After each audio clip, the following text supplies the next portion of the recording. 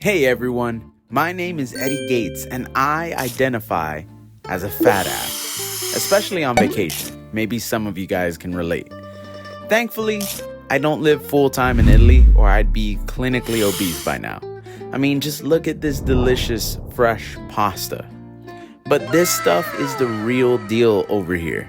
Back in the States, most of the pasta we eat comes from factories like these. And I mean, look at this machine.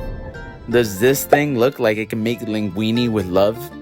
No, it doesn't.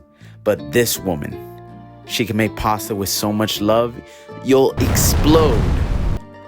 Mostly from overeating. Come with me while we try one of the most beloved experiences in all of Italy, a cooking class with a real Nonna. Along the way, you'll learn how to make this good stuff for yourself. I promise it's worth it if you follow along. Hey, like the video right now. Thanks. On this morning, we are tired. Of course we're tired. Look at all the adventures we've had in Italy so far.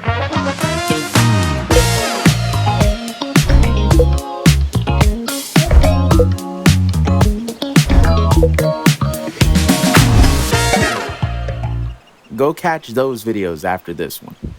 But we gotta get over it because this morning is a very exciting morning. We're gonna go cook with Nonna. Nonna, by the way, it means grandma in Italian. So we're gonna be making pasta from scratch. And I couldn't be more excited.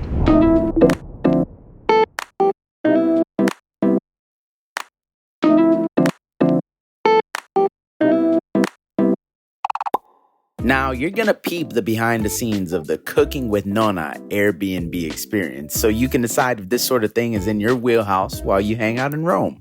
In my opinion, it was well worth the money, especially because the only thing I know how to cook from scratch is a sandwich. Sort of. But watch till the end and see if this experience is good for you. A useful byproduct of watching this video all the way through is you'll learn how to make scrumptious pasta from scratch, step by step, to impress all your fellow fat-ass friends. So follow along if you're hungry.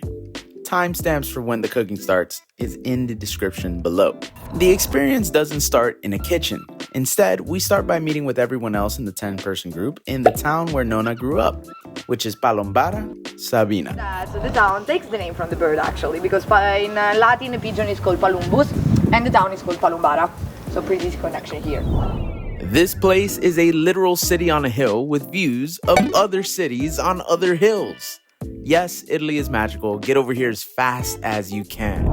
The residents of the town were fluffy, for all I knew, but you mostly stick with the other people in your group, and your tour guide, of course. It is a beautiful town in Italy, and I'd recommend you give it a visit, but honestly, I'd say that about every square inch of the country. So again, get over to Italy as fast as you can. After the tour, we made it to Nonna's house, where she has what appears to be a literal bear guarding her front door. And then there is the star attraction, a wonderful little old lady who legit glows when she smiles. She's got an awesome setup for a full-fledged cooking class and a bunch of students ready to go, except for Mishi, who got stuck in the bathroom and had to be rescued. Prior to getting going, Nonna serves up some simple but delicious bruschetta as an appetizer, along with the first of many cocktails for the day to get you nice and happy. And once you are nice and happy, it is time to put on that apron and get to cooking. Okay, shh. Let's listen to the master as she teaches us the ways of the pasta. Allora abbiamo quasi 100 grammi di farina per ogni uovo. La loro è la farina bianca. Alright, so maybe I should translate what's happening. In order to make fresh pasta, you only need 2 ingredients, eggs and flour. Right here, we're making a portion perfect for 1 person, which means we're using 100 grams of flour and 1 single egg. Step 1. You're gonna make a mini volcano with the flour and fill it with eggy lava. But you have to make sure that your flour mountain is big enough to contain all the egg and not to let any spill over. Once you have this situation, You need to start incorporating the egg into the flour, mixing little by little with a fork. Now, if you completely suck, like I do, everything will start to fall apart and you'll have to frantically try to contain the impending mess as you hopelessly try to salvage the situation. So yeah, don't do that. Once all the egg is mixed in, you're supposed to have a nice dough going right here. So we move on to step 2. Once the egg is incorporated, continuously fold and flatten the mixture until you eventually end up with a nice doughy material. At the beginning it may seem impossible, but I do promise eventually it'll turn into a dough. Don't give up. The next step is optional, but once you feel satisfied, call your Nonna over to tell you how stupid and wrong your technique is. No. No? No? Okay.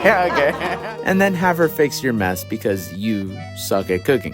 After you feel embarrassed and you've sufficiently folded and flattened your dough and generated a nice little ball of doughy goodness, whip out the roller for the next step. Yes, Nonna's roller is bigger than yours. Don't dwell on it. She's a badass. Step 3 is to roll out your ball of dough to make it into a thin sheet of dough. Now notice Nonna's technique here. Flour on the table, flour on the dough, and roll it onto the roller, folding it into itself multiple times just like this. When you do roll it, you're going to want to firmly stroke the dough across the roller so that it gets thinner at the edges, which stretches the whole sheet of dough out a little bit more. Now, look at how huge Nonna's dough sheet is. That's because she's making enough to feed a family, but us, we're just making a one-person portion, so it should be much smaller when we finish rolling out ours. Now, if you're not confident in your rolling skills, you could always use one of these pasta presses, which stretches your dough out into a nice, uniform, thin sheet all by itself in seconds. Step 4, once you've got that dough sheet, you need to cut it up with this special serrated cutting tool.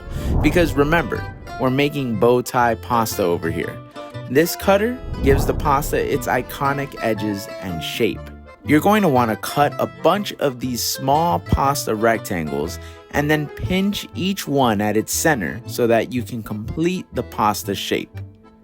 Rinse and repeat for every pasta rectangle and then voila! You've got yourself some bow tie pasta. Yes, mine look a little bit ugly, but they're mine, so I love them.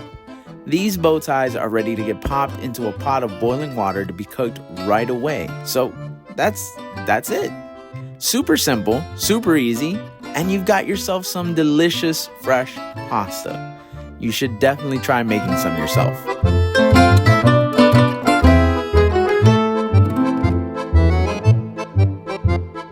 In case you're wondering, we did not get to boil the pasta or sauce it up ourselves, but we were given the recipe so we could do it ourselves back home. The real point of the lesson was to show how surprisingly easy it is to make pasta from scratch. Now, bow ties weren't the only style that we made. We were also treated to a lesson in making linguini, which was super cool, might I add. Oh, there you go. Yes, very beautiful.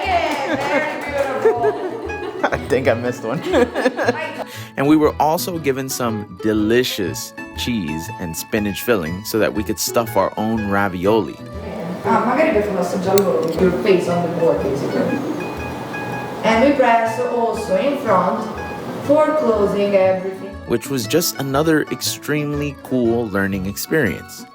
Overall, you're paying right around $100 per person to experience cooking something for the first time, and then having it prepared by an expert so you can try and enjoy your creations. It helps that the home was lovely and that the company was fun and friendly with an atmosphere that felt like going to one of those college groups for the first time. All in all, it was an incredible experience, and I definitely recommend doing it, especially if you're one of these extroverted people who likes to make friends outside. Because there's nothing like having this group, and there's nothing like having a Nonna for a day. Iscrivetevi al canale qui sotto. I'll catch you guys on the flip side. Ve lo dice Nonna Arghe.